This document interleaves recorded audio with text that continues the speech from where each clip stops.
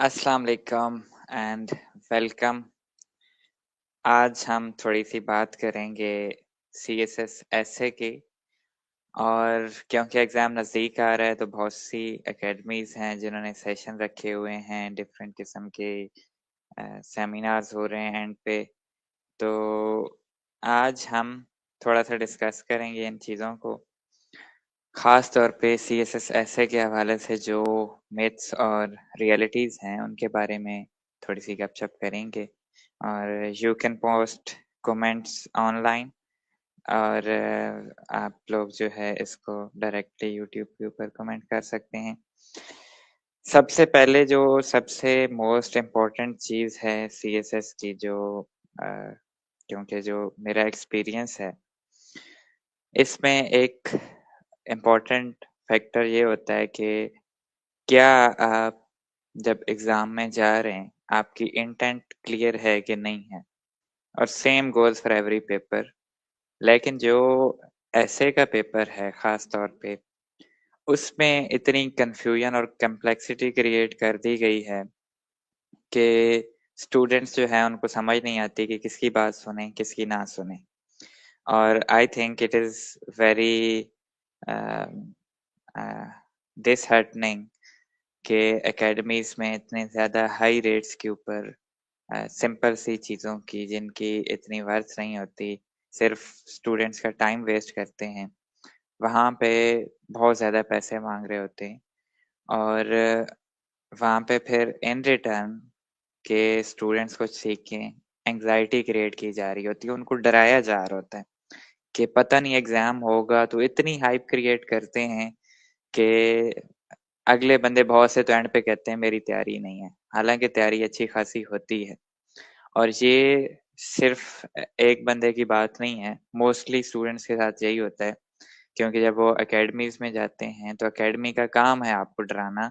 वो आपको डराएँगे कि सीएसएस ऐसे-ऐसे होगा और पता नहीं प्रेसी में क्या आ जाएगा कि और एग्ज़ाम ऐसे होता है कि आपने नर्व्स पे कंट्रोल रखना है, फलाना करना है, ढिमकाना करना है, पता नहीं क्या-क्या करना है। तो ये सारी चीज़ बेसिकली उसके पीछे एक फाइनेंशियल रीज़न है, उन्होंने वो करना ही करना है। तो आपने उनकी इन बातों में नहीं आना। आज हम थोड़ी-सी सिंपल सी बातें कर लेंगे और ना पसंद आएँ तो भी ख़ैर है, पसंद आ जाए तो भी क्या कहते हैं ठीक है। तो बात ये है कि अच्छा, ठीक है जी, ये प्री प्लान्ड है। और कोई मुझे कह रहा है कि जी आपने जो है वो वॉच टाइम के लिए प्री प्लान्ड सेशन रखा है, तो चलें उनको भी डील कर लेते हैं। उनको हम लाइव लिंक भेज देते हैं ताकि वो हमारी ब्रॉडकास्ट जो है इधर ही जॉइन कर सकें। That's very interesting. चलो कोई कम से कम नोटिस तो कर रहा है। अच्छा जी, यू कैन जॉइन ऑनलाइन।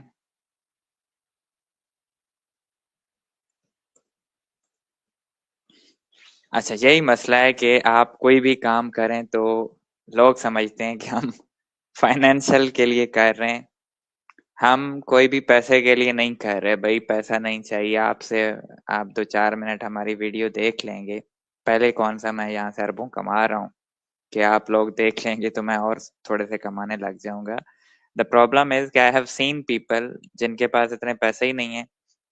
और क्योंकि लास्ट टाइम भी सीएसएस में मेरे 57 मार्क्स आए हैं ऐसे में, और पीएमएस में भी 57 हैं, क्वालीफाई किया है। तो मैं अपना एक्सपीरियंस एक थोड़ा बहुत शेयर कर रहा हूँ। और हमें मेरे ख्याल में यहाँ पे गेस्ट आ भी गए हैं। इस वजह से मैं शेयर कर रहा हूँ कि जो लोग एकेडमी में जा रहे हैं, वो कम से कम पैसा अपना वेस्ट ना करें। अब अ, सबसे इम्पोर्टेंट चीज़ ये है कि सीएसएस आप इस इंटेंट से दें कि आपका मैंने फेल होना है। क्यों? पहली बात ये है कि बहुत सी मिथ्स हैं कि जी बस जो लोग काबिल होते हैं वही पास करते हैं। नहीं, उनका एक क्राइटेरिया है वो क्राइटेरिया से बाहर जो है वो बंदे पास नहीं करेंगे, कुछ भी हो जाए। तो उनका एक क्राइटेरिया है तकरीबन 500 या 400 बंदों को पास करने का, क्योंकि सीटें कम हैं, तो उन्होंने इस हिसाब से बंदे पास करने हैं। तो आप उस इंटेंट से दें कि मैंने अपनी तरफ से कुछ ना कुछ पूरा देना है। मैंने अपनी तरफ से अपनी एफर्ट पूरी करनी है, आगे रिजल्ट जो भी हो। आप डर के देंगे कि पता नहीं फेल हो जाएगा तो क्या होगा, तो भाई कुछ भी नहीं होता। फेल हो जाए तो पहले दुनिया जहान में लोग फेल नहीं हुए। इस बात को ज़हन से निकाल दें कि अगर आपका एग्ज़ाम फेल हो गया तो क्या हो जाएगा। पहली चीज़ ये क्लियर रखें। दूसरी चीज़ ये है जी ऐसे वाली। ऐसे को इतना डराया गया है, इतना कॉम्प्लेक्स कर दिया गया है कि हर किसी ने इसकी तो पता नहीं कितनी अक़साम बना दी हैं। सिंपल सी चीज़ है कि ऐसे के अंदर उन्होंने आपको एक टॉपिक दिया है, वो उसके ऊपर आपकी लॉजिकल डिबेट देख रहे हैं, वो आपसे चीज़ें पूछ रहे हैं, आपने सिंपल उसको एक्सप्लेन करना है। अब मसला ये आ जाता है कि यहाँ पे लोग कहते हैं जी आप जो है यहाँ पे आउटलाइन जो है ऐसे बनानी है, आउटलाइन के अंदर फलां-फलां चीज़, जैसे जी कहते हैं कि शुरू में जो आपने सबसे पहले आपने थीसिस स्टेटमेंट लिखनी है। फिर जी आपने इंट्रोडक्शन लिखना है और फलाना, आगे जो भी सिस्टम है उनका। जितने भी हाईएस्ट स्कोरर हैं ऐसे के अंदर आप देख लें, कभी किसी ने थीसिस स्टेटमेंट नहीं लिखी। दूसरी बात ये है कि बहुत से लोग हैं जिनके हाई स्कोर हैं और उन्होंने थीसिस स्टेटमेंट लिखी है। तो अगर आप चाहते हैं कि आपने थीसिस स्टेटमेंट लिखनी है तो लिखें, नहीं लिखनी तो भी ठीक है। और एक और चीज़ जो है मैंने जो की थी पीएमएस में भी और सीएसएस में भी, कि आप इंट्रोडक्शन के नीचे आप बुलेट पॉइंट्स दे दें, वो ज़्यादा बेहतर ऑप्शन है कि आप क्या बात करना चाहते हैं इंट्रोडक्शन में। उसमें अगर आपने थीसिस स्टेटमेंट सिर्फ बाई बुलेट पॉइंट मेंशन कर दी कि आप थीसिस स्टेटमेंट भी लिखेंगे तो भी ठीक है। अगर आप नहीं भी लिखेंगे तो फ़र्क नहीं पड़ता, क्योंकि thesis statement is basically your logical answer to the question given by examiner. तो वो आंसर आप तब देंगे जब आपने डिबेट कंक्लूड कर ली है। थीसिस का पर्पस ही यही होता है कि आप अपना जवाब देते हैं। तो जब वो आपने जवाब कंक्लूड कर लिया है तो वो आप हो सकता है एंड पे लिखें। आप डिबेट करें, एंड पे आपका जवाब जो है वो जो आप पहले चीज़ साबित करना चाहते हो वो एंड पे डिफरेंट आ जाए। तो एंड पे आप उसको उसी तरह से कंक्लूड कर सकते हैं। अब थीसिस स्टेटमेंट में मसला ये है कि थीसिस स्टेटमेंट आप पहले लिख देंगे तो आप फिर पूरा ऐसे बैठ के उसी चीज़ को साबित करेंगे। अब अगर थीसिस स्टेटमेंट आप नहीं लिखेंगे तो आपके पास ये एडवांटेज है कि आप उसको उसी वक़्त जो है कंक्लूजन जो भी आपका निकलता है वो आप सॉर्ट आउट कर देंगे। फिर एक और चीज़ ये है कि जी ऐसे के अंदर आपने मुश्किल सेंटेंस लिखेंगे, मुश्किल वोकैब लिखेंगे, तो अगला एग्ज़ामिनर समझेगा कि ये तो जी शेक्सपियर है, तो वो आपको मार्क्स ज़्यादा देगा। फिर दूसरे कहते हैं नहीं जी आप जो है बिल्कुल एबीसी वाली इंग्लिश लिखें तो वो एग्ज़ामिनर आपको मार्क्स दे देगा, क्योंकि वो ज़्यादा मुश्किल इंग्लिश भी उनको पसंद नहीं है। बहुत सा जो मसला है वो ये है कि बाहर से लोग पढ़ के आते हैं और मोस्टली आप एलोकेशन रेट्स देखें तो उनकी हार्वर्ड से पढ़ के आएगा और सीएसएस फेल हो जाएगा। तो और फेल भी ऐसे के अंदर होगा, दैट डज़न्ट मीन कि उसकी अंग्रेज़ी कमज़ोर है, और दैट डज़न्ट मीन कि उसने कोई मुश्किल जार्गन्स नहीं लिखे, या उसने क्या कहते हैं उसने सिंपल इंग्लिश नहीं लिखी, क्योंकि बाहर से बंदा जो पढ़ के आता है उसके पास नॉलेज भी है ऑब्वियसली, उसके पास स्किल भी है, बाहर रह के वैसे ही आपने अगलों से इंग्लिश में कम्युनिकेट करना है। तो ऑब्वियस सी बात है कि उनके पास आम लोगों से ज़्यादा नॉलेज होगा जो यहाँ पे हम पेरिफेरी एरियाज़ के अंदर पढ़ रहे होते हैं। और एक और चीज़ ये है कि लोग कहते हैं जी आप आउटलाइन लिखो खूबसूरत करके, आगे से एग्ज़ामिनर नहीं पढ़ता। फिर कुछ कहते हैं नहीं आउटलाइन मैटर नहीं करती, आगे से जो है सारा कंटेंट। ये तो पूरा दुनिया का असूल है कि एग्ज़ामिनर जो है, कोई भी एग्ज़ामिनर है उसको पेपर चेक करने के हमेशा पैसे मिलते हैं। वो फ्री में कोई भी कोई काम नहीं करता। पाकिस्तानी कौम तो वैसे भी फ्री की शौकीन ही नहीं है। तो वो जो है वो क्या करेंगे, वो उन्होंने लाज़मी बात है आउटलाइन भी देखनी है, कंटेंट देखना है और हो सकता है उसको मज़ा आ जाए तो पूरा पढ़े, कन्फ्यूज़ हो जाए तो उसको वर्ड बाय वर्ड पढ़े कि क्या करूँ इसका। लेकिन जब आप देखते हैं कि वो नंबर 40 पे पास कर रहा है, इसका मतलब ये है कि उसने थोड़ा-सा पढ़ा है, उसको लगा है कि हाँ यार इसका बैलेंस आर्गुमेंट है, चलेगा। एक होता है जिसको 37 पे फेल कर रहा है, इसका मतलब है कि उसने ज़्यादा पढ़ा है लेकिन उसको मज़ा नहीं आया। एक है कि उसको 57 दे रहा है, उसने पढ़ा है, हो सकता है उसको मज़ा आया हो। एक है वो उसको 60 अबव दे रहा है, उसने हो सकता है पढ़ा और ज़्यादा मज़ा हो कि हाँ यार इसके तो लॉजिकल आर्गुमेंट्स हैं। क्योंकि आउटलाइन के ऊपर सिर्फ 2-3 पेजेस के ऊपर ये पॉसिबिलिटी नहीं है कि एक को 40 दे, एक को 57 दे, एक को 64 दे। तो आई थिंक कि लाज़मी बात है, इतना बड़ा इम्तिहान है, तो इतने इर्रेस्पॉन्सिबल एग्ज़ामिनर भी नहीं होंगे कि वो सारी चीज़ें जो है 1-2 पेजेस के ऊपर छोड़ दें। क्योंकि बहुत से लोग ऐसे होते हैं, जो आपको अल्फ़ाज़ में चीज़ें समझा सकते हैं और बहुत से लोग ऐसे होते हैं जो आपको छोटे-से डायग्राम, बुलेट पॉइंट्स बना के वो चीज़ें आपको समझा देंगे। तो ये पर्सन टू पर्सन वेरी करता है और वो चीज़ अब अगला बंदा चेक कर रहा है, अगला देखेगा कि हाँ यार इसकी राइटिंग खूबसूरत नहीं, क्या इसको फेल कर दूँ? या इसकी राइटिंग बहुत खूबसूरत है, अंदर कंटेंट किसी काम का नहीं है, आउटलाइन बड़ी खूबसूरत है तो इसको जी हाईएस्ट मार्क्स दे दें, नहीं ऐसा नहीं होता। पढ़ते हैं और सारा भी नहीं पढ़ सकते, ये भी ऑब्वियस सी बात है क्योंकि इतना टाइम भी नहीं होता और बहुत से पेपर चेक होते हुए हमने खुद भी देखे, सीएसएस के पेपर खास तौर पे पॉलिटिकल साइंस के पेपर मैंने देखे हैं और वो जो मैंने देखे हैं तो वो कम से कम इतना पढ़ रहे थे कि हाँ यार, ये जो पेजेस हैं इस पे को कंटेंट रेलेवेंट लिखा हुआ है, इस तरह करके होते हैं। ये भी मिथ क्लियर हो जाए कि ये नहीं है कि वो सिर्फ आउटलाइन देखेंगे, आपने खूबसूरत फूल-बूटे बनाए हुए हैं तो आप पास हैं। फिर आ जाते हैं जी आउटलाइन में फ्रेजेस की फॉर्म में लिखो, कोई कहता है जी आप सेंटेंस की फॉर्म में लिखो, कोई कहता है नहीं जी आप जो है बिल्कुल एलैबोरेट करके पूरा स्ट्रक्चर लिखें। फिर वही बात कि there is no set pattern. Examiner ने जो आपको सिलेबस दिया उसने ये कहा है कि आप मेक अ ब्रीफ आउटलाइन।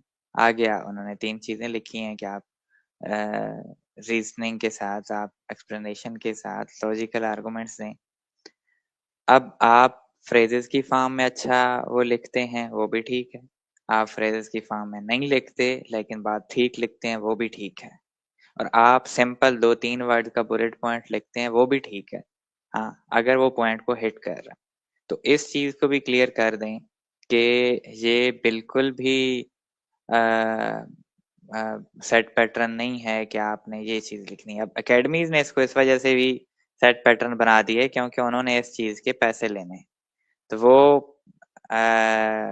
पैसों के चक्कर में आम बंदे के लिए, आम स्टूडेंट जिनको पता ही नहीं होता, वो जाएँगे, उन्होंने इसको कॉम्प्लेक्स चीज़ बनानी है। आगे हम किसी हमारे क्वालिफ़ाइड दोस्त को बुलाएँगे भी सही, वो आपको और ज़्यादा अच्छे अंदाज़ में यही बातें जो मैं अभी कह रहा हूँ, सेम बातें आपको सुनने को मिलेंगी क्योंकि जितने भी लोगों से मैंने पूछा है जो क्वालिफ़ाई कर गए हैं सीएसएस और पीएमएस में हम सारे लोग जो जितने भी थे, मोस्टली लोग अकेडमीज़ में नहीं गए हुए थे। चेकिंग आप ज़रूर करवाएँ, आप इंग्लिश का टीचर ढूँढें, आप क्योंकि पाकिस्तान में सबसे बड़ी कमज़ोरी जो है दूसरे नंबर पर वो अंग्रेज़ी है। तो अगर अंग्रेज़ी आप नहीं सीखेंगे तो पाकिस्तान के सिस्टम में आप एंटर ही नहीं हो सकते।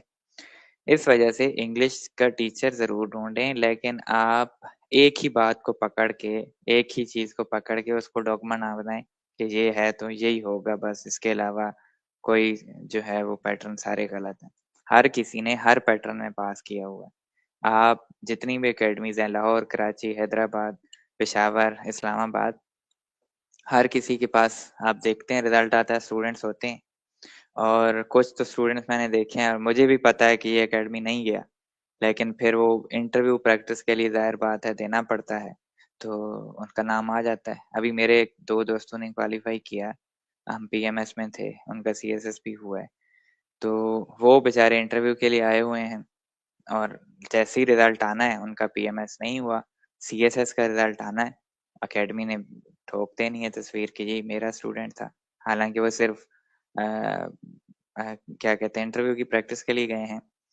तो ये चीज़ भी वेरी क्लियर है कि कोई भी एक पैटर्न किसी भी चीज़ का नहीं है और इंग्लिश ऐसे का सबसे बुनियादी असूल है कि ये आपने खुद से क्रिएट करना है और बेस्ट ऐसे वही होता है जो आप वहाँ पे एग्ज़ाम में बैठ के लिखते हैं। वहाँ पे हो सकता है जो इधर आपको आउटलाइन बताते हैं कि आपने जी आउटलाइन के नीचे 1 2 3 की फॉर्म में एग्ज़ाम्पल्स भी देनी है। कोई कहता है केस एंड पॉइंट लिखो, कोई कहता है तीर डालो, कोई कहता है एबीसी लिखो, कोई कहता है रोमन में 1 2 3 लिखो, कोई कहता है नहीं दूसरे आप 1 2 3 लिखो। भाई साहब आपने एक चीज़ का रेफ़रेंस देना है, आप किसी भी तरीके से ले सकते हैं। अब ये रेफ़रेंस आप ब्रैकेट में डाल के दें वो ज़्यादा खूबसूरत लगेगा, मैंने यही किया था। पीएमएस में मैंने ये किया था कि मैंने रोमन में जहाँ पे मुझे लगता था कि एग्ज़ाम्पल देनी है, छोटा-सा 1 डाल के दे दिया। अब दोनों पास हो गए और दोनों के 57 मार्क्स हैं। तो इसमें कतई ये बात नहीं है कि आप एक ही चीज़ जो है वो फ़ॉलो करें। आपको एक चीज़ समझनी पड़ेगी कि आपका ऐसे वही बेहतर होगा, जब आप उस एग्ज़ाम में बैठे हैं और वहीं पे आके आप देखेंगे कि जो आपके माइंड में आ रहा है, आपने वही चीज़ वहाँ पे जाके लिखनी है। आप ऐसे वहीं पे बनाएँगे, वहीं पे आपको पता लगेगा कि यार मेरे पास एग्ज़ाम्पल्स हैं, क्या मेरे पास इसके लिए आर्गुमेंट्स हैं? क्या मेरे पास मिसालें हैं कि नीचे मैं 1 2 3 आपने रटी हुई हो, उसका खाका बना दें कि जी ऐसे करके मैंने फ़ौरन जाना है, छाप देनी है। तो अगर हो सकता है वो ऐसा ऐसे हो कि आपको जो है बिल्कुल एक फ़िलोसॉफ़िकल टाइप डिस्कशन करनी पड़े, आपको एब्स्ट्रैक्ट आइडियाज़ डिस्कस करने पड़ें जो जिनकी स्टैटिस्टिकल और दूसरी लॉजिकल एग्ज़ाम्पल ना हो, तो उनका क्या करेंगे आप? तो ज़ाहिर-सी बात है कि आपको स्किप करना पड़ेगा और आपके पास अगर उस वक़्त एग्ज़ाम्पल्स या रेफ़रेंसेस नहीं भी हैं, तो वो भी आउटलाइन ठीक है, वो भी गलत नहीं है, कि ये कतई असूल नहीं है कि आपके पास आर्गुमेंट्स या रेफ़रेंसेस नहीं हैं, तो आप जो है वो छोड़ देंगे उसको या आपका ऐसे वो गलत हो जाएगा, ये ऐसी बात भी नहीं है। इसी तरह अब एक और जो फाइनल चीज़ है कन्क्लूज़न के बारे में और ख़ास तौर पे एक और ट्रांज़िशन के बारे में भी चल रहा होता है कि जी आपने कुछ ट्रांज़िशन याद करनी है, वही ट्रांज़िशन जो है आप हर पैराग्राफ के आगे ठोक देंगे तो एग्ज़ामिनर को पता लग जाएगा कि आप नए पैराग्राफ पे जा रहे हैं। जी, उसमें जी है एडिशनली जी और पता नहीं इसी तरह मोरएवर और फर्दरमोर। भाई जो बंदा इंग्लिश राइटिंग जानता है, उसको पता है कि मैंने अगले उस पे कैसे जंप मारना है। हमेशा एक पटरी से दूसरी पटरी पर चढ़ रहे हैं तो आप जंप नहीं मारेंगे डायरेक्ट, आप दूसरी पटरी पे जाने के लिए कोई ना कोई लिंक होगा। वो लिंक आपने कैसे एस्टेब्लिश करना है, ये आपको उसी वक़्त आएगा जब आप लिख रहे होंगे। अगर फॉर एग्ज़ाम्पल आप अ, पाकिस्तान की पॉलिटिक्स के अंदर प्रॉब्लम की बात कर रहे हैं और आप कह रहे हैं जी डायनेस्टिसिज़्म जो है, ये बहुत ज़्यादा प्रेवलेंट है। तो अब डायनेस्टिसिज़्म के साथ जो है, वो अब आपने अगली बात जो करनी है, आपने लिंक करना है कि जी इसके पीछे जो रूट कॉज़ है वो लैंडलॉर्डिज़्म है।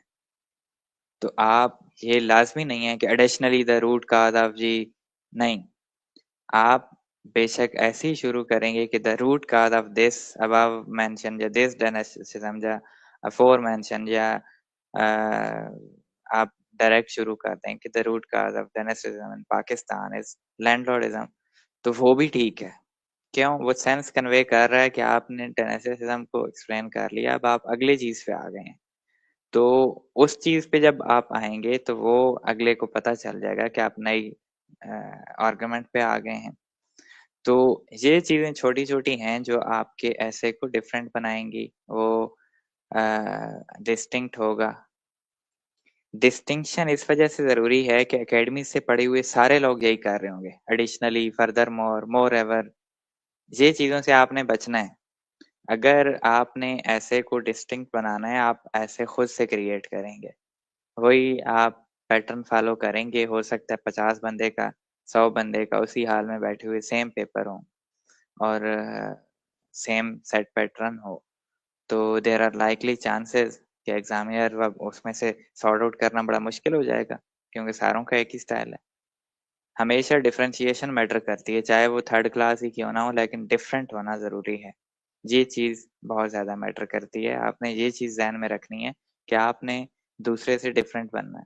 दूसरे को कॉपी नहीं करना है कि फलाँ कह रहा है कि केस इन पॉइंट लिखना है, फलाँ कह रहा है कि तीर डालना है, फलाँ कह रहा है नहीं, आपको कोई इनोवेटिव नया आइडिया आता है वो करें। जहाँ पे केस इन पॉइंट फिट आता है, वो फिट कर दें। जहाँ पे केस स्टडी फिट आता है, वो फिट कर दें। अभी देखें ये हमारे पास क्या कहते हैं थीसिस होते हैं, हम उनमें अक्सर केस स्टडीज़ डालते हैं।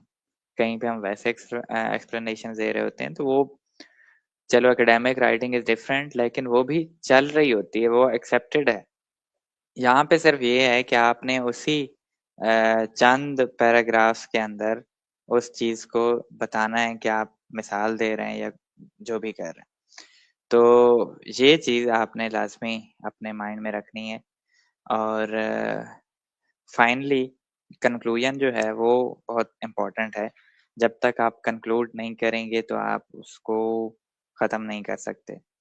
आपका ऐसे कंक्लूड नहीं होगा तो अगले को समझ नहीं आएगी कि आप बेसिकली आपने इतनी बड़ी डिबेट 16-17 पेजेज़ लिखे हैं, इसका मकसद क्या है? तो हमारे साथ जो पीएमएस में एक बैठे थे साहब और मेरी राइट साइड पे थे, तो उन्होंने को ऐसे लिखा था, पता नहीं इस वक़्त आर्टिफ़िशियल इंटेलिजेंस था कि नहीं, तो वो कन्फ्यूज़ हो गए तो उन्होंने कंक्लूजन नहीं लिखा। हालाँकि बहुत काबिल था, उन्होंने पहले एक दफ़ा क्वालीफ़ाई भी किया हुआ था। तो जैसे ही हम उठे तो कह रहे हैं, जी मैंने तो कंक्लूजन नहीं लिखा। तो मुझे खदशा हुआ कि कंक्लूजन नहीं लिखा तो हालात गड़बड़ हैं और उनको भी पता चल गया, फिर रिज़ल्ट आया तो ऑब्वियसली उन्होंने क्वालीफ़ाई नहीं किया। तो कंक्लूजन लिखना इज़ हाइली इम्पोर्टेंट। ये बिल्कुल भी ज़रूरी नहीं है कि आपका कंक्लूजन वो हो जो आप कहें कि नॉर्म्स और मोरल्स को फ़ॉलो करते हुए बिल्कुल ठीक होना चाहिए। कि जैसे ट्रम्प बोर्ड ऑफ पीस अगर है, तो आप कहें नहीं पाकिस्तान ने जो जॉइन किया है बिल्कुल गलत किया है या बिल्कुल ठीक किया है।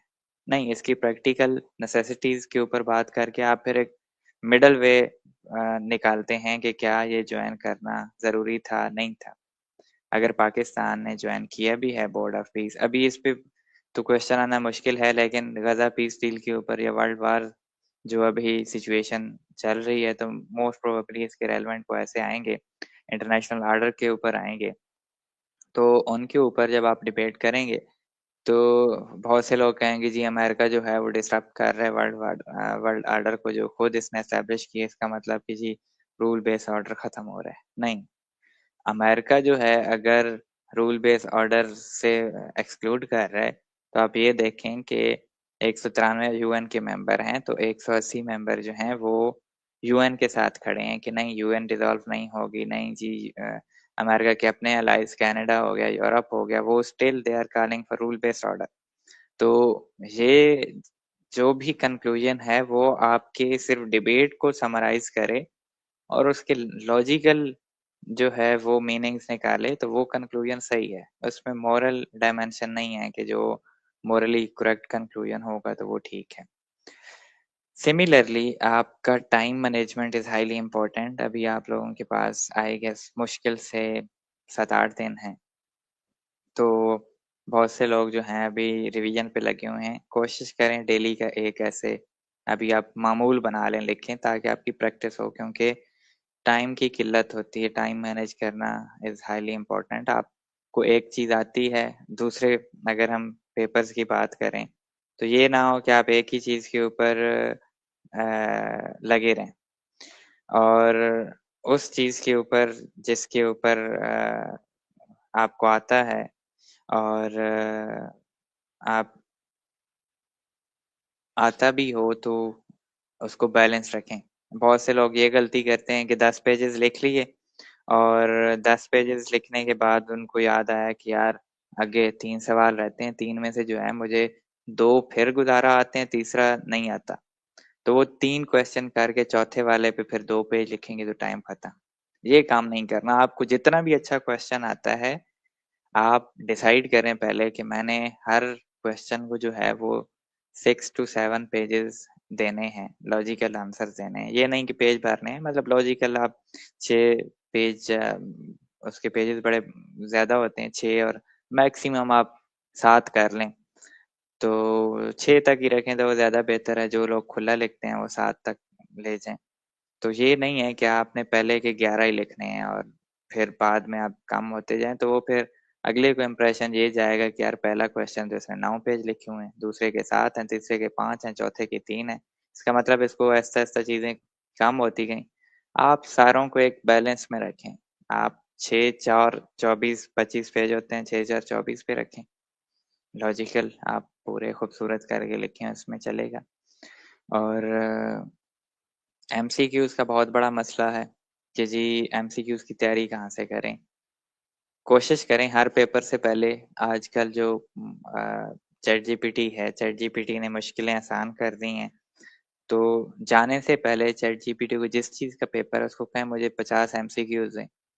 उसमें से वो कुछ ना कुछ इम्पोर्टेंट देगी जिसमें से 2-3 एमसीक्यूज़ आ जाएँगे। बाकी एमसीक्यूज़ आपने 12 से 14 ठीक करने हैं, हर सूरत। तो कोशिश करें। और वो एमसीक्यूज़ आप अगर तैयारी पे लग जाएँगे तो वो नहीं होंगे, वो आपकी जब सीएसएस की तैयारी हो रही होती है, वो साथ उसी वक़्त ठीक हो रहे होते हैं। तो कोशिश करें कि आपको 13 से 14 एमसीक्यूज़ अगर आते हैं तो वेल एनफ। इससे कम क प्रॉब्लम है, 12 से नीचे आते हैं तो वो फिर हो सकता है दूसरे सवालात के ऊपर टाइट कंट्रोल हो, तो आपके दूसरे सवालात जो है वो इम्पैक्ट हो सकते हैं। किसी ने पूछा है कि जी पॉइंट्स याद नहीं आते अक्सर। जब भी आप ऐसे लिख रहे होते हैं या कोई भी सवाल लिख रहे होते हैं, अभी मैं बैठा हूँ, मुझे बहुत सी चीज़ें जो है आप मुझे कहें तो मुझे याद नहीं आएँगी किसी भी टॉपिक के ऊपर अनटिल आई स्टार्ट आर्ग्यूइंग। अभी आप मुझे कहें कि ग़ज़ा के 20 पॉइंट क्या थे, मुझे नहीं याद। लेकिन व्हेन वी स्टार्ट कि हाँ यार पहला पॉइंट तो ये था कि इमीडिएट सीज़ फायर होनी चाहिए। अच्छा सीज़ फायर होनी चाहिए तो अगली बात निकल आई कि सीज़ फायर के बाद जो है वो जो कैदी हैं उनका तबादला होना चाहिए। फिर मुझे याद आया कि यार कैदियों के तबादले के साथ जो प्रिज़नर हैं उनकी भी वापसी होनी चाहिए। प्रिज़नर की वापसी के साथ आया जी यार आप जो है जो फ़लस्तीनी प्रिज़नर्स हैं उनको ऊपर से कुछ देना चाहिए। इकोनॉमिक एड भी देनी चाहिए, कब से वो अंदर पड़े हैं। फिर आप उनको ख़्याल आएगा नहीं यार इकोनॉमिक एड तो फिर रेड क्रॉस को बुलाएँ और ज दूसरे लोग सफ़र कर रहे हैं, उनकी भी इकोनॉमिक इमदाद की ज़रूरत है फ़ौरी। फिर आपको ख़्याल आएगा यार इकोनॉमिक इमदाद के साथ उनको शेल्टर भी चाहिए। फिर आपको ख़्याल आएगा जी शेल्टर चाहिए तो अब उनके लिए जॉब्स भी ज़रूरी हैं, तो कहेंगे जी अब पॉलिटिकल स्टेबिलिटी भी चाहिए। फिर ख़्याल आ जाएगा कि जी पॉलिटिकल स्टेबिलिटी के लिए तो फिर रियासत का होना भी ज़रूरी है। फिर आपको ख़्याल आएगा कि रियासत पता नहीं उन्होंने बात की कि नहीं, तो उन्होंने कहा जी फ्यूचर में हम ये जब ऑर्गेनाइज़ हो जाएँगे तो उनको एक रियासत दे देंगे। फिर आपको ख़्याल आया रियासत कैसे देंगे भई जब तक डीमिलिटराइज़ नहीं होंगे। तो फिर ये इस तरह करके चीज़ें आपकी निकलती आएँगी, हम इसको डिबेट करते जाएँगे, वो चीज़ें निकलती आएँगी। Same is the case point का है कि अगर आपको कोई चीज़ याद नहीं आ रही, आप कम से कम उसका स्टार्ट लें, बिल्कुल नहीं आती। जैसे एक टॉपिक है board of piece is the new UN. क्या इसके ऊपर किसी को कुछ आता है अभी? मेरे ख़्याल में तो किसी को कुछ भी नहीं आता होगा कि board of peace the new UN, no. अब इस पे नो पे भी आर्गुमेंट्स हैं, येस पे भी आर्गुमेंट है। नो पे आर्गुमेंट आप शुरू करें तो आप कहें जी अभी ट्रम्प ने कहा कि ये बोर्ड ऑफ पीस है और इसी जो अभी तो इसकी पहली मीटिंग ही नहीं हुई और खुद जो है इन्होंने अब्राहम लिंकन को भेज दिया है मिडल ईस्ट के अंदर। तो खुद जो है बोर्ड ऑफ पीस का प्रेसिडेंट वो एक आर्माडा भेज रहा है ईरान के पास, तो वो उसके हमले की तैयारी है। दूसरा आर्गुमेंट सेम यहीं पे आ जाएगा कि भाई board of piece is a board of piece. Trump ने जो है आर्माडा भेजा है तो उसका मकसद ये है कि Iran nuclear programme give up करे और पीसफुल कोएग्जिस्टेंस के ऊपर बिलीव करे, आ जाए, वर्ल्ड कम्युनिटी का पार्ट बने। तो ये जब आप डिबेट इनिशिएट करेंगे तो आपको डिबेट खुद आंसर देगी। पॉइंट याद रखने का यही तरीका है। और आपको 100% चीज़ें किसी को भी याद नहीं होती, ये आपको दिमाग में रखना पड़ेगा, क्योंकि 100% याद चीज़ जो है वो सिर्फ़ मशीन कर सकती है, लेकिन मशीन के पास फिर लॉजिकल उसको निकालने का तरीका नहीं होगा। आपको चीज़ की बैकग्राउंड और कांसेप्ट समझ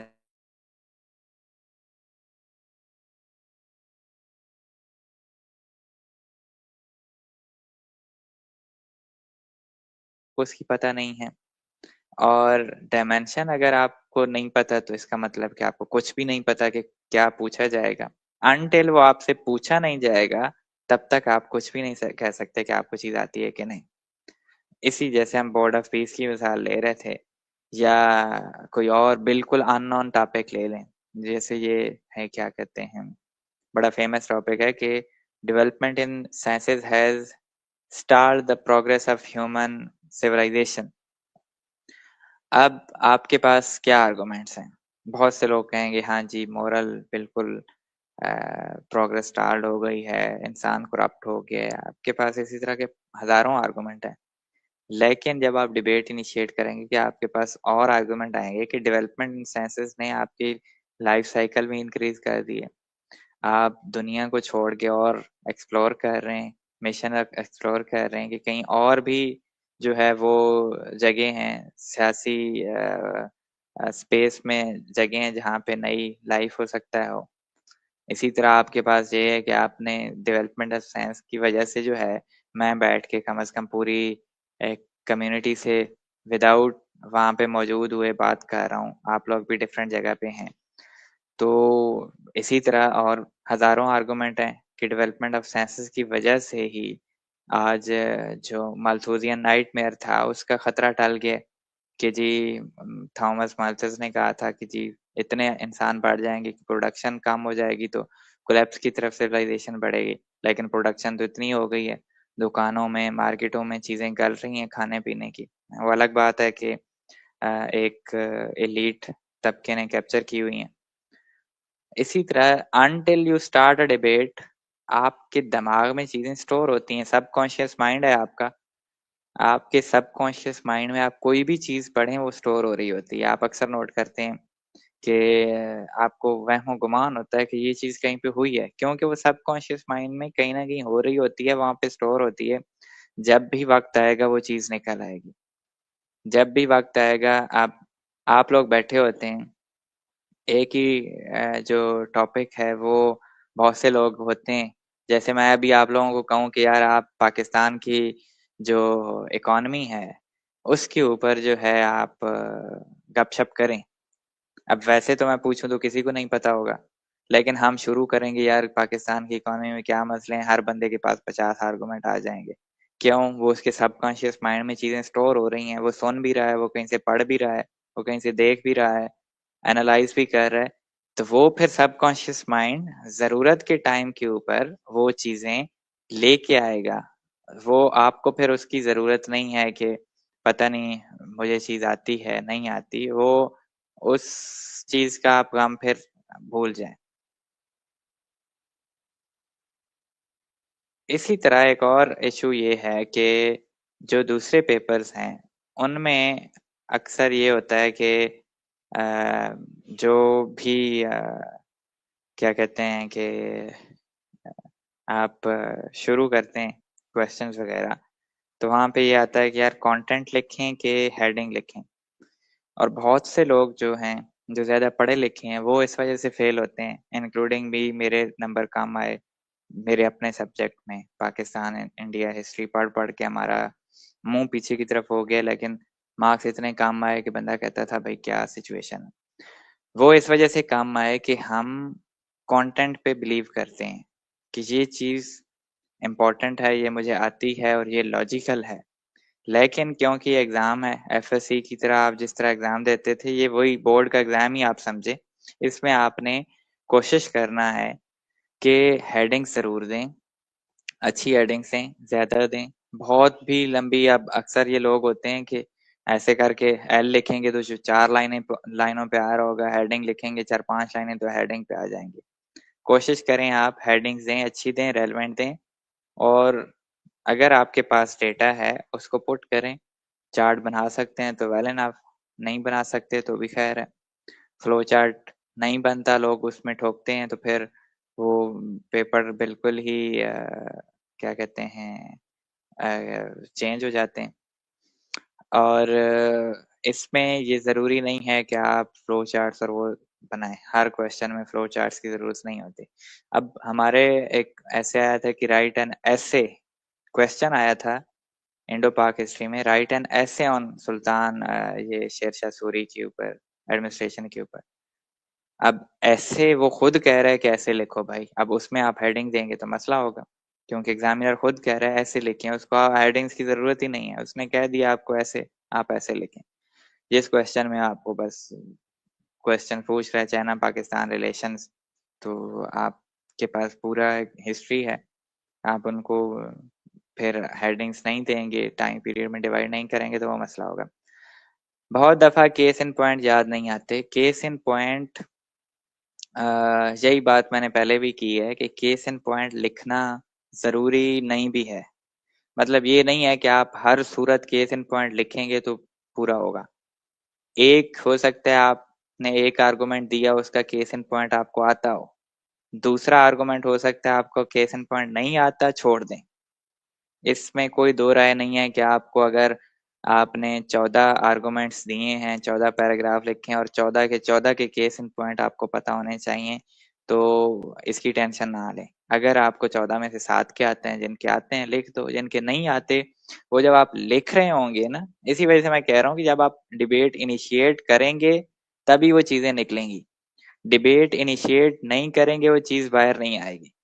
आप आउटलाइन के अंदर जगह भी ना छोड़ें, क्योंकि बहुत से लोग कहते हैं जगह छोड़ दो बाद में लिख लेना। आप उस आपने पैराग्राफ दिया, आपके पास उधर जब आप चीज कर रहे होंगे आपके पास कोई ना कोई एग्जांपल जरूर आ जाएगी। ये हो ही नहीं सकता कि आपका दिमाग आपको कुछ ना दे। जैसे हम कहें जी पाकिस्तान की इकोनॉमी की डिस्ट्रक्शन में स्मगलिंग का बड़ा इंपॉर्टेंट रोल है। अब मैं केस एंड पॉइंट कहाँ से लूँ, कैसे सबूत दूं कि स्मगलिंग हो रही है पाकिस्तान में? तो फिर आप रिपोर्ट कोट्स करेंगे तो वो भी नहीं।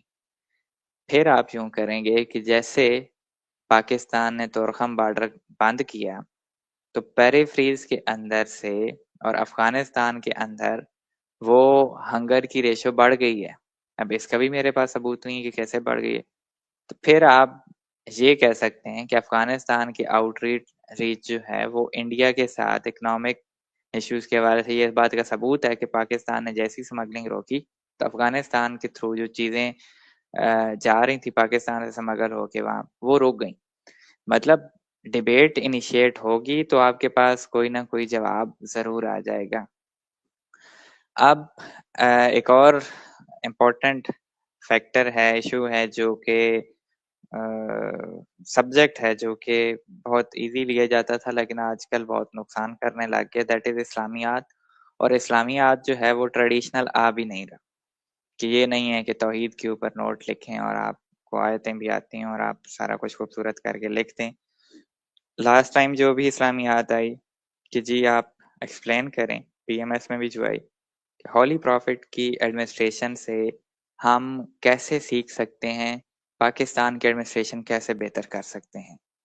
अब इसके ऊपर आपके पास आयतें हैं, आयतें होंगी, अहदीस होंगी, लेकिन वो आपको हो सकता है आपने एडमिनिस्ट्रेशन से रिलेटेड अब लंबी लंबी हदीस किसको याद होंगी, लेकिन वो जब आप शुरू करेंगे डिबेट इनिशिएट करेंगे तो आपके पास फिर ऐसे ऐसे चीजें निकल आएंगी। जैसे अब एडमिनिस्ट्रेशन के लिए जी रिस्पॉन्सिबल और ताकतवर आदमी चाहिए, तो कोई ना कोई एग्जाम्पल आपके पास आ जाएगी कि हॉली प्रॉफिट ने किस जगह पे किसी को कहा हो कि यार ताकतवर, तो आपको हो सकता है याद आ जाए कि अबू दर को हॉली प्रॉफिट ने कहा था कि जी आप कमजोर आदमी हैं, एडमिनिस्ट्रेशन के लिए एक ताकतवर और रिस्पॉन्सिबल आदमी की जरूरत है, और इसकी आपको अरबी ना आती हो।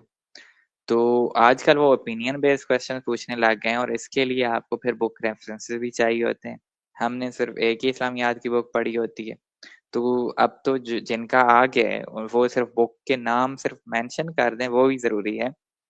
खास तौर पे एडमिनिस्ट्रेशन के ऊपर दो जो सीएसएस के सिलेबस में भी शामिल हैं। जैसे एक है Muhammad Asad, state and government, principles of state and government in Islam, और एक मौलाना मौदूदी की है द पॉलिटिकल सिस्टम। इसके अलावा खुर्शीद अहमद की उसमें डिफरेंट एसेज हैं, तो उसमें सारे ऑथर्स हैं। अब आप मौलाना मौदूदी को कोट कर सकते हैं, बेशक आप आगे से जो है 100% वही बात ना कर रहे हो जो मौलाना मौदूदी ने की हो या मोहम्मद असद ने की हो। आप कम से कम उनका रेफरेंस दे देंगे तो अगले को ये समझ आ जाएगी कि यार इसने कुछ पढ़ा है, और पढ़ने के बाद ही इसने खुद से चीज निकाली है। क्योंकि इस्लामियात में they are trying to test के क्या इसको रिलीजियस हिस्ट्री का पता है।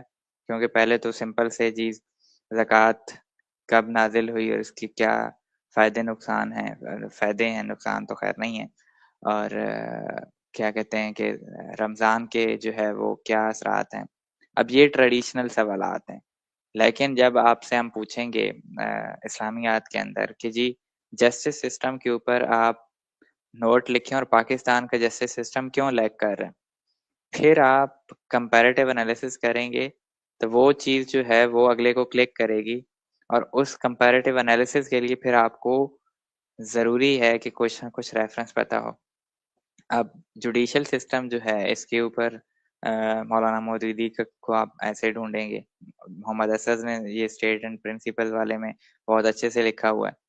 और फिर हमारी जो पाकिस्तान का अगर आप कहेंगे तो सिंपल सी मिसाल है, जैसे अब आसिम मुनीर साहब ने, फील्ड मार्शल ने एक इस्तिस्ना ली है कि फील्ड मार्शल को जहाँ से रिटायर होने के बाद भी कोई कुछ नहीं कह सकता।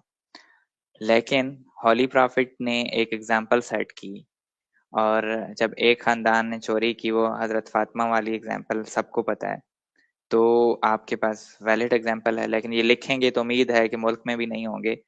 तो अब आपने वो कहीं ना कहीं से कंपैरिजन करके इस तरह की चीजें करनी है, क्योंकि उनको पता है कि नॉलेज हर बंदा, एकेडमीज भी हैं, सारा कुछ है, लेकिन जब तक आप इतने काबिल नहीं है कि आप कंपैरेटिव एनालिसिस करें चीज़ों का और चीज़ों को लॉजिकल तरीके से एक्सप्लेन करें, तो वो फिर इस्लामियात भी मसला करती है।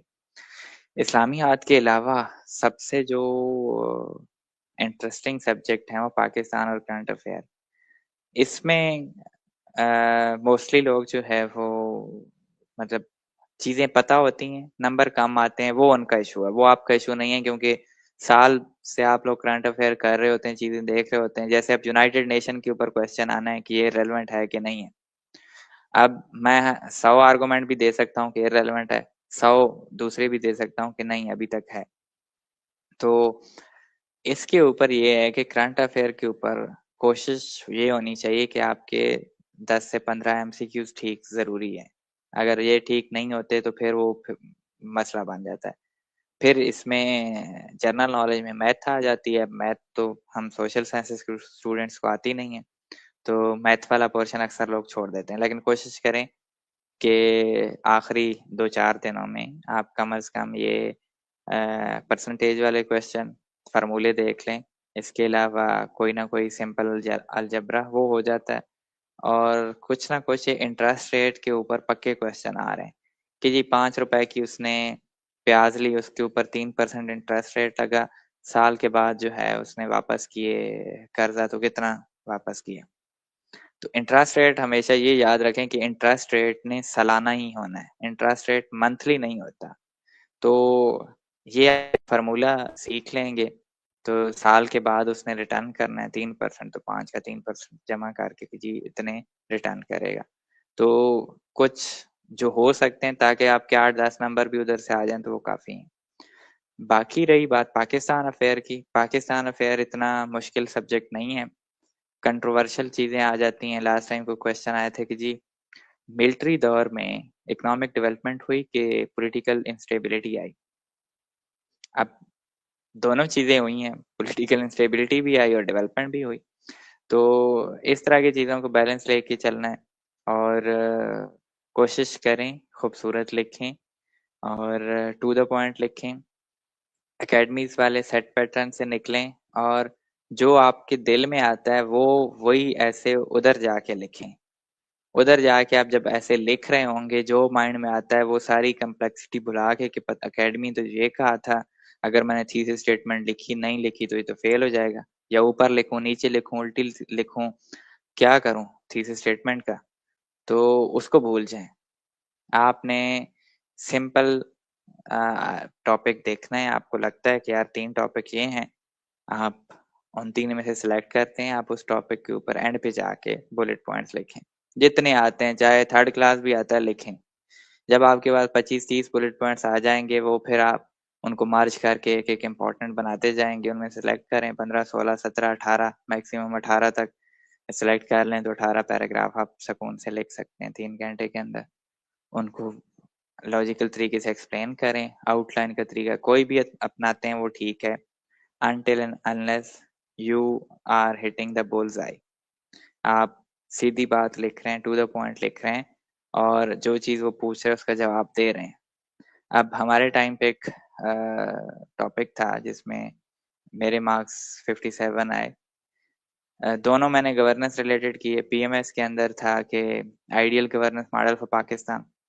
इस पे नाव देखा ना ताव देखा, उन्होंने आइडियल गवर्नेंस मॉडल पूछा है, इंट्रोडक्शन के अंदर बुलेट पॉइंट और पाकिस्तान का क्राइसिस की हेडिंग देके आगे मैंने शुरू कर दिया कि जी आइडियल गवर्नेंस मॉडल ये है। उसके अंदर 14 पॉइंट दिए, 15 पे कंक्लूड कर दिया बस। अगर दूसरा है, जैसे अब हमारा था सीएसएस में था डायनेस्टिक पॉलिटिक्स और is the worst mockery of democracy. अब इसमें 2 पोर्शन है कि पहला ये है कि कैसे वर्स्ट मॉकरी है उसको ठीक कैसे किया जा सकता है।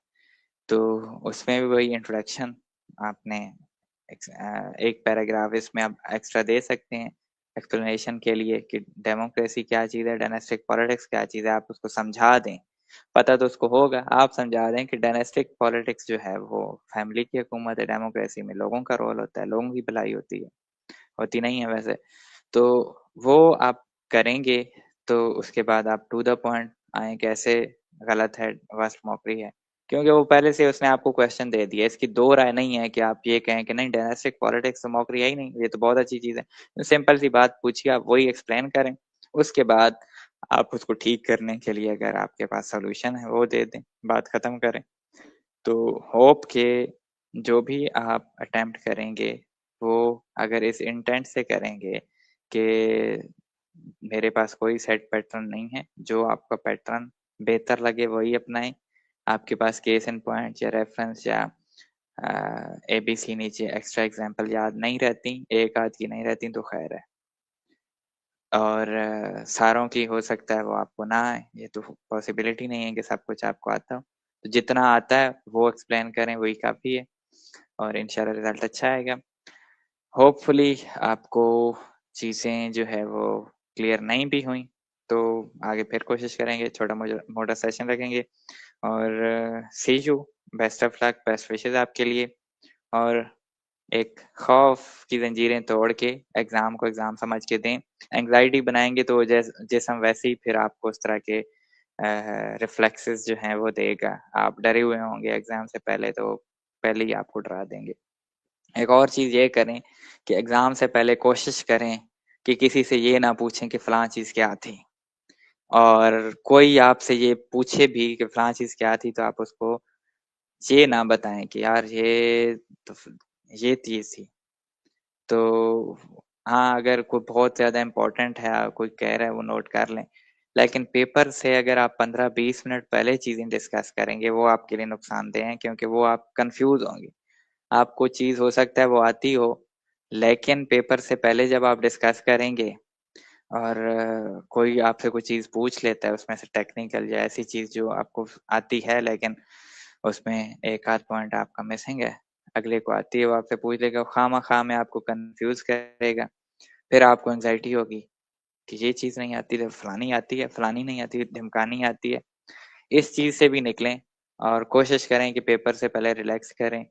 जो 2 घंटे के दरमियान में वक़फ़ा होता है, वो उसको यूटिलाइज़ करें फ्रेश होने के लिए। आप पहले जाएँ, 2 घंटे का वक़फ़ा है, चले जाएँ साइड पे, आराम से चाय पिएँ, सुकून से रिवीजन इतनी उस टाइम पे हो सकती है कि अगर आपके पास 7-8 पेज हैं कि आप हाँ, सिर्फ नज़र देख लेते हैं। पढ़ने लग जाएँगे तो फिर कन्फ्यूज़ हो जाएँगे उस टाइम पे। तो कोशिश करें कि अपने दिल की मान के, दिल को फ़ॉलो करके चीज़ें करें, लोगों को फ़ॉलो ना करें। और होप फॉर द बेस्ट इंशाल्लाह आपके लिए अच्छा एग्ज़ाम होगा। अपना ख़्याल रखिए। अल्लाह हाफ़िज़।